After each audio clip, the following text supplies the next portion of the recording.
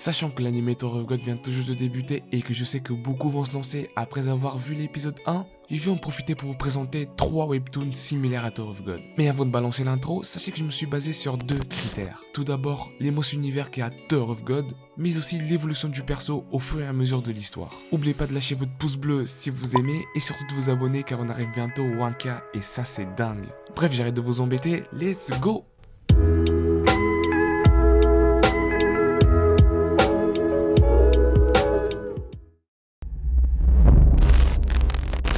À quoi ressemblerait la vie si c'était comme pour jouer à un jeu? Notre protagoniste a développé quelque chose connu sous le nom de capacité naturelle. Être utilisateur des capacités naturelles donne à notre protagoniste la capacité appelée The Gamer. Cela signifie qu'il est capable de gagner de l'XP, d'augmenter ses attributs et même consulter une boutique où il y a des objets magiques et plein d'autres trucs qu'on peut retrouver dans un MMO. Tower of God et The Gamer partagent des éléments communs pour présenter au lecteur des éléments fantastiques tels que les capacités et des espaces spatiaux comme par exemple la tour de Dieu qui ressemble à beaucoup au type d'installation répandue dans les jeux de rôle.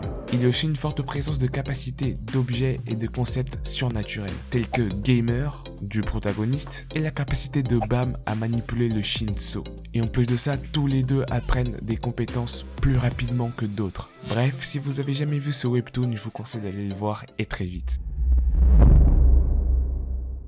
Jin Mori, 17 ans, est un jeune spécialiste de taekwondo qui prétend être le meilleur combattant de Corée. Un mystérieux homme aux cheveux blonds invite Jin à un tournoi d'arts martiaux connu sous le nom le Dieu du lycée. Jin accepte le défi et apprend qu'il y a beaucoup plus dans ce tournoi qu'il ne pensait initialement. God of the High School et Tower of God présentent leur plus grande similitude dans la façon dont les deux histoires sont structurées. Jin Mori pour sa capacité de combat et Bam pour son identité d'irrégulier humain. Et c'est là que c'est intéressant, c'est que les deux auront exactement la même progression, même si Jin Mori est assez cheaté, et ceux qui l'ont lu l'ont compris.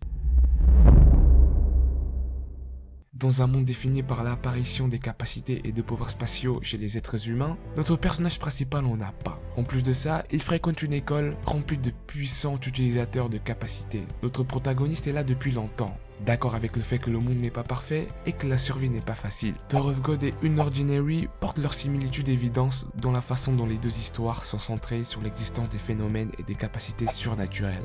Les personnages principaux des deux séries sont tous les deux des personnages qui au début ne semblent pas grand chose, mais en se développant en personnages aberrants avec leur propre ensemble de capacités, qu'ils soient surnaturels ou autres. Bref, ça aussi si vous ne l'avez pas lu, allez le lire tout de suite, car ces 3 manhwas que je vous ai présentés sont vraiment de grande classe. Voilà, c'est déjà la fin de cette vidéo, prenez soin de vous et de votre famille, et moi je vous dis sayonara.